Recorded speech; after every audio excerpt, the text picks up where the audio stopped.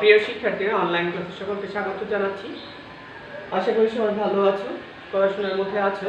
তোমরা জানো যে তোমাদের 13 তারিখ থেকে তোমাদের পরীক্ষা শুরু হবে। পরীক্ষার প্রস্তুতি নিশ্চয়ই পুরোদমে চলছে। তা আমি তোমাদের সাথে আলোচনা করছিলাম সংখ্যা পদ্ধতি, অর্থাৎ তৃতীয় অধ্যায় সংখ্যা পদ্ধতির রূপান্তর নিয়ে। গত ক্লাসে আমি তোমাদের সাথে আলোচনা করেছি কীভাবে একটি অক্টাল সংখ্যাকে হেক্সাডেসিমালে প্রকাশ করতে হয় এবং কীভাবে একটি হেক্সাডেসিমাল সংখ্যাকে অক্টালে প্রকাশ করতে হয়। তাহলে আজকে আমি তোমাদের সাথে যে বিষয়টা দেখাবো, একটা অক্টাল এবং একটা হেক্সাডেসিমাল সংখ্যার যোগ কিভাবে করতে হয়। সংখ্যা পদ্ধতি দুই রকম। আমি একটু উদাহরণ লিখি, আশা করি তোমাদের বুঝতে সুবিধা হবে। ধরো A56.D7 এটা একটা হেক্সাডেসিমাল সংখ্যা। হেক্সাডেসিমাল সংখ্যার সাথে যদি একটা অক্টাল সংখ্যা আমরা যোগ করি 743.543 এটা একটা অক্টাল সংখ্যা। সংখ্যা দুটোর যোগফল যদি আমরা অক্টালে প্রকাশ করি তাহলে কিভাবে আমরা করতে পারি একটু লক্ষ্য করো। এখানে কিছু বিষয় যদি একটু বুঝো, আমার মনে হয় সহজেই এগুলো পারবে। প্রথম যে সংখ্যাটা আছে, সংখ্যাটা কি সংখ্যা? এটা হেক্সাডেসিমাল সংখ্যা, এটা একটা অক্টাল সংখ্যা। ফলাফলটা কিসে প্রকাশ করতে হবে, এটা হচ্ছে গুরুত্বপূর্ণ। লক্ষ্য করে দেখো, ফলাফলটা কিসে নিতে হবে? অক্টালে নিতে হবে। তাহলে যেহেতু অক্টালে নিতে হবে, তোমার কাজ থাকবে আমি সবগুলো অক্টালে করে ফেলবো। কি রকম? এটা তো অক্টালে আছে, যেহেতু আমি ফলাফলটা অক্টালে নিতে চাচ্ছি, এটা তো অক্টালে আছে, তাহলে এটাকে অক্টালে প্রকাশ করবো। ধরো আমি যদি বলতাম যে এটাকে হেক্সাডেসিমালে প্রকাশ করো, তবে কি রকম হতো? তাহলে তুমি কি করবা? তোমাকে লক্ষ্য করতে হবে যে ফলাফলটা কিসে আছে। ফলাফলটা আছে কিসে? হেক্সাডেসিমাল আছে। তাহলে সবগুলো হেক্সাডেসিমাল করতে হবে। তখন এটাকে চেঞ্জ করব। এটা হেক্সাডেসিমাল আছে, তাহলে এইটাকে হেক্সাডেসিমাল করতে হবে, করে তারপরে যোগ করতে হবে। কারণ আমরা যখন যোগ করব, সংখ্যা পদ্ধতি দুই রকম থাকলে আমরা যোগ করতে পারবো না। আমাকে যোগ করার জন্য হেক্সাডেসিমাল হতে হবে, কিংবা অক্টাল হতে হবে, কিংবা বাইনারি হতে হবে, একই রকম হতে হবে। তাহলে যেহেতু এখানে দুই রকম সংখ্যা, আমরা কোন রকম করব এটার জন্য আমাকে তাকাতে হবে ফলাফলের দিকে। ফলাফলটা কিসে আছে? হেক্সাডেসিমাল আছে, তাহলে দুইটি হেক্সাডেসিমাল করতে হবে। এটা হেক্সাডেসিমাল আছে, তাহলে এটাকে চেঞ্জ করতে হবে। আর অক্টালের আমি প্রথম কি দিলাম? আমি অক্টাল দিলাম। তাহলে অক্টাল ফলাফল অক্টালে আছে, তাহলে কি করতে হবে? দুইটাকে অক্টাল করতে হবে। এই দুইটাকে অক্টাল করতে হবে। এটা তো অক্টালে আছে, তাহলে আমি এটাকে একটু চেঞ্জ করে নিই। তাহলে এই হেক্সাডেসিমাল সংখ্যাটা আমি এখানে একটু লিখে নিই। A56.D7 এটা কি সংখ্যা? এটা একটা হেক্সাডেসিমাল সংখ্যা। তোমরা জানো হেক্সাডেসিমাল কয় বিটে প্রকাশ করে? 4 বিটে প্রকাশ করে। তাহলে 4 বিটে প্রকাশ করার জন্য আমরা 1 2 4 8 এর আগে আমি একটু লিখে নিই, সুবিধা হবে তোমাদের। A B C D এর মানগুলো তোমরা জানো। E F এ মানে হচ্ছে 10 11 12 13 14, এটা হচ্ছে 15। এই মানগুলো তোমরা জানো। তাহলে এ মানে হচ্ছে কত? এ মানে হচ্ছে 10। তাহলে কোন সংখ্যা যোগ করলে 10 হবে? 8 এবং 2। এটা হচ্ছে 1। এই দুটো প্রয়োজন পড়বে না, তাহলে এই দুটো নিচে 0। এর বাইনারি কত? 1010। এবার আসলে 5 কোন সংখ্যা যোগ করলে 5 হবে? আমরা সহজেই করতে পারি। 4 এবং 1 এই দুটো যোগ করলে 5 হবে। এই দুটোর প্রয়োজন নাই, তাহলে এটার বাইনারি হচ্ছে 0101। এটার বাইনারি হচ্ছে 6। কোন সংখ্যা যোগ করলে 6 হবে? তাহলে দেখো 4 এবং 2 এই দুটো সংখ্যা যোগ করলে 6 হবে, তাহলে 1 1। এই দুটো সংখ্যার প্রয়োজন নাই, তাহলে 6 এর বাইনারি হচ্ছে 0110। দশমিক বরাবর আমি দশমিক দিয়ে যাব। তারপর আসো ডি তে। ডি মানে কত? ডি মানে হচ্ছে 13। তাহলে 8 4 12 12 আর একে 13, তাহলে 111। এটার প্রয়োজন পড়ে নাই, তাহলে এটার বাইনারি কত হবে? 1101। এবার আসো 7 মানে তাহলে বলো সহজ হিসাব। তাহলে 7 মানে কত হবে? 111। এটার প্রয়োজন পড়বে না, তাহলে এটা বাইনারি হচ্ছে 0111। তাহলে আমরা একটু বাইনারিতে রূপান্তর করলাম।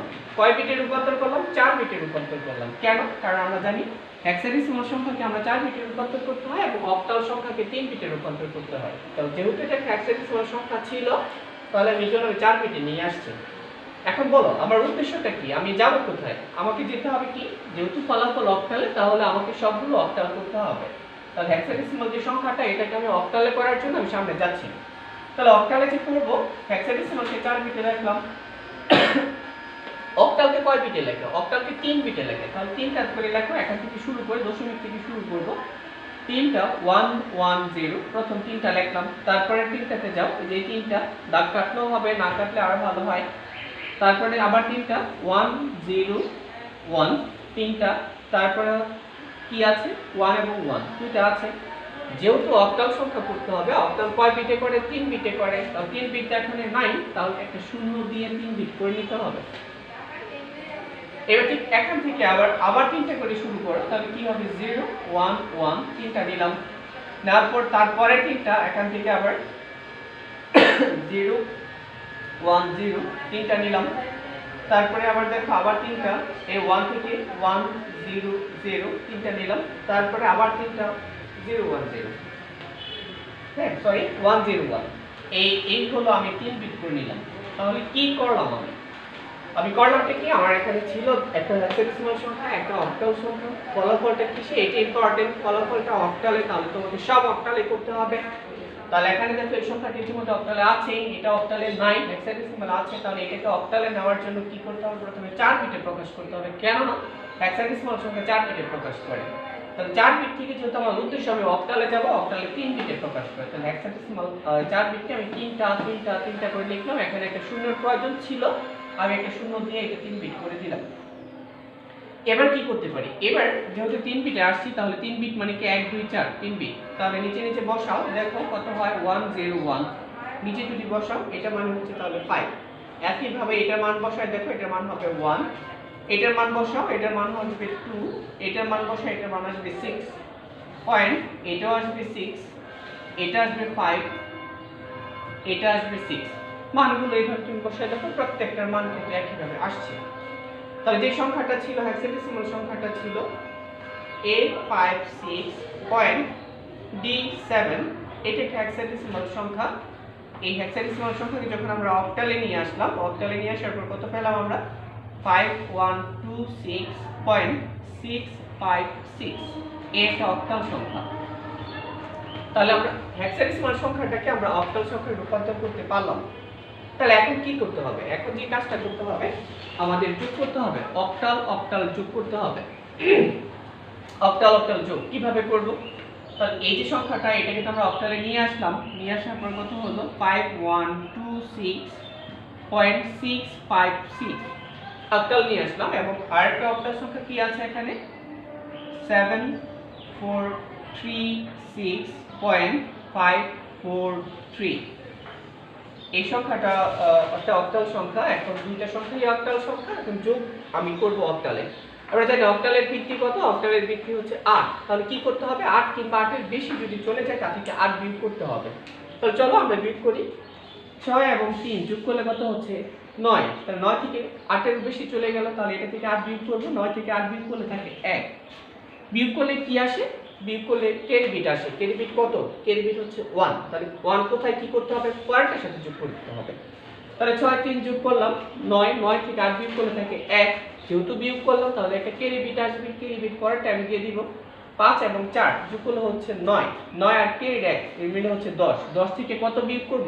8 বিয়োগ করব। কেন বিয়োগ করব? কারণ এটা 8 এর বেশি চলে গেছে। তাহলে 10 থেকে যদি 8 বিয়োগ করি, তাহলে থাকে 2। বিয়োগ করলাম, তাহলে কি আসবে? ক্যারি আসবে। ক্যারি পরেরটার মধ্যে দিয়ে দিব। তাহলে এখানে 5 6 11 আর ক্যারি 1 মিলে হচ্ছে 12। তাহলে 12 সাথে 12 থেকে 8 বিয়োগ করলে থাকে 4। আবারও বিয়োগ করলাম, বিয়োগ করলে কি আসবে? ক্যারি আসবে। তাহলে ক্যারি পরের সাথে দিয়ে দিতে হবে। 6 6 12 আর ক্যারি 1 মিলে হচ্ছে 13। 13 থেকে যদি 8 বিয়োগ করি, 13 থেকে 8 বিয়োগ করলে থাকে 5। বিয়োগ করলাম, তাহলে ক্যারি আসবে। তাহলে ক্যারি পরেরটা দিয়ে দিব। 2 এবং 3 5 5 আর ক্যারি 1 মিলে হচ্ছে 6। এখানে যেহেতু বিয়োগ করি নাই, তাহলে ক্যারি থাকবে না।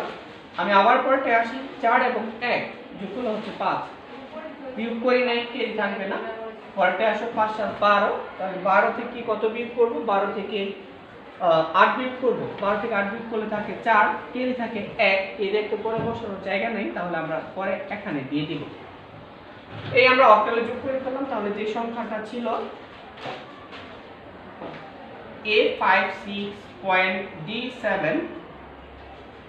এটা একটা হেক্সাডেসিমাল সংখ্যা এবং 7436.543 543 এইটা একটা অক্টাল সংখ্যা। এই দুটো সংখ্যা যখন অক্টালে যোগ করলাম তাহলে কত আসছে 14565.421।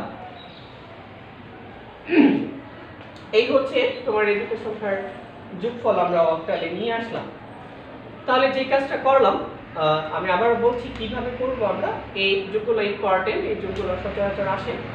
তাহলে কিভাবে করতে হবে আবার বলছি আমি, লক্ষ্য করে দেখো। দুইটা সংখ্যা, একটা হেক্সাডেসিমাল সংখ্যা, একটা অক্টাল সংখ্যা। ফলাফলটা তোমাকে নিতে হবে অক্টালে নিতে হবে। তাহলে এখন ফলাফলটা ইম্পর্টেন্ট। ফলাফলটা কোন সংখ্যা পদ্ধতিতে আছে? ফলাফলটা অক্টাল সংখ্যা পদ্ধতিতে আছে, তাহলে তোমাকে সব অক্টাল করতে হবে। এটা তো অক্টাল আছেই, তাহলে এটাকে তোমাকে অক্টালে নিতে হবে। এটাকে অক্টালে নেওয়ার জন্য কি করতে হবে? এটা হেক্সাডেসিমাল সংখ্যা লিখলাম। আমরা জানি হেক্সাডেসিমাল সংখ্যা 4 বিটে প্রকাশ করে, বাইনারিতে 4 বিটে প্রকাশ করলাম। কিন্তু যেহেতু আমি নিব অক্টালে, তাহলে অক্টাল 4 বিট থেকে আমার 3 বিট করতে হবে। তাহলে 3 বিট করার নিয়মটা ইতিমধ্যে তোমরা জানো, আমরা শিখিয়েছি কিভাবে 3 বিটে করতে হয়। দশমিক থেকে শুরু করে তিনটা করে আমরা নিয়ে যাবো, আবার ঠিক দশমিক থেকে শুরু করে এই পাশে যাবো। যেহেতু এখানে শেষে তোমার শুধু 1 1 ছিল আর একটা শূন্য দিয়ে আমি 3 বিট করবো। তাহলে এটা মানে হচ্ছে কত? এটা মানে আমরা বের করার সিস্টেমটা ইতিমধ্যে জানি। তাহলে এটা আমরা বের করলাম। তাহলে যে হেক্সাডেসিমাল সংখ্যাটা ছিল, হেক্সাডেসিমাল সংখ্যাকে আমরা অক্টালে রূপান্তর করলাম। এখন আমাদের যোগটা করতে হবে, দুটো সংখ্যা যোগ করতে হবে। দুটো অক্টাল হয়ে গেল, অক্টালের ভিত্তি হচ্ছে 8। তাহলে আমরা কি করব? 8 কিংবা 8 এর বেশি যদি যায় তা থেকে 8 বিয়োগ করব। বিয়োগ করলে একটা ক্যারি বিট আসবে, ক্যারি বিট পরের সাথে যোগ করে দিব। এইভাবে আমি যোগটা করে এই ফলাফলটা পেলাম। তাহলে এটা হচ্ছে এই সংখ্যার যোগফল হচ্ছে এটা। এখন ধরো আমি এই সংখ্যাটাকে যদি আবার বলি, এই সংখ্যাটাকে যদি বলি যে হেক্সাডেসিমালে প্রকাশ করো, তাহলে তুমি কি করবে? তাহলে যদি বলি যে হেক্সাডেসিমালে প্রকাশ করো, তাহলে তোমাকে ফলাফলটা হচ্ছে হেক্সাডেসিমালে। তাহলে চেঞ্জ করব কোনটা? সহজ বিষয়, চেঞ্জ করতে হবে অক্টালটা। কেন? কারণ এখানে হেক্সাডেসিমাল আছে, তাহলে এটাকে আমাকে চেঞ্জ করে এটাকে হেক্সাডেসিমালে নিয়ে আসতে হবে। তাহলে কিভাবে করব? তাহলে যেহেতু এটা অক্টাল সংখ্যা, অক্টাল সংখ্যাকে প্রথমে আনতে হবে 3 বিটে, বাইনারিতে প্রকাশ করতে হবে। আবার 3 বিটকে করতে হবে 4 বিটে। এটা যেমন 4 বিটকে 3 বিট করালাম, আর এটা এটা যেমন 4 বিটকে 3 বিট করলাম, এটা 3 বিটকে 4 বিটে করতে হবে। 4 বিট করার পর এটা একটা হেক্সাডেসিমাল সংখ্যা আসবে। তারপর এটা একটা হেক্সাডেসিমাল সংখ্যা, এটা একটা হেক্সাডেসিমাল সংখ্যা হবে। তারপর দুটাকে যোগ করে দিতে হবে। যোগ করব কিভাবে? হেক্সাডেসিমাল সংখ্যার নিয়ম অনুসারে। হেক্সাডেসিমাল সংখ্যার ভিত্তি হচ্ছে 16। এখন 8 থেকে 8 এর বেশি চলে গেলে বিয়োগ করলাম, বিয়োগ করলে ক্যারি আসছে। আর তখন কি করব? 16 কিংবা 16 এর বেশি চলে গেলে তা থেকে বিয়োগ করে দেব। 16 বিয়োগ করব, আর বিয়োগ করলে একটা ক্যারি বিট আসবে, পরেরটার সাথে যোগ করে দেব। তাই এইভাবে যোগ করে পরেরটাকে করতে হবে। তাহলে আমি আশা করি যে আমরা অঙ্কটা দেখালাম তোমরা সহজে বিষয়টা বুঝতে পেরেছো। আর এই যে আমরা এটা বললাম, এটা সিস্টেমটা বলে দিলাম কিভাবে করতে হবে। তোমরা এটাকে করার চেষ্টা করো, তোমাদের এটা কাজ রয়ে গেল। আর এখানে যদি কোনো প্রশ্ন থাকে অবশ্যই আমাকে কমেন্ট বক্সে জানাবে। আমি বারে বলছি এই অঙ্কগুলো একটি ইম্পর্টেন্ট টাইপের অঙ্ক, এগুলো পরীক্ষাতে আসে। তাহলে এগুলো একটু মনোযোগ দিয়ে দেখো। কোথাও যদি সমস্যা থাকে, বুঝতে সমস্যা হয়, অবশ্যই আমাকে কমেন্ট বক্সে জানাবে। তাহলে আজকে শিক্ষার্থীরা এতটুকু পর্যন্ত থাকুক। পরের ক্লাসে আবার নতুন কোনো অঙ্ক নিয়ে তোমাদের সামনে হাজির হব। পড়াশোনার মধ্যে থাকো, ভালো থাকো, সুস্থ থাকো। আল্লাহ হাফেজ।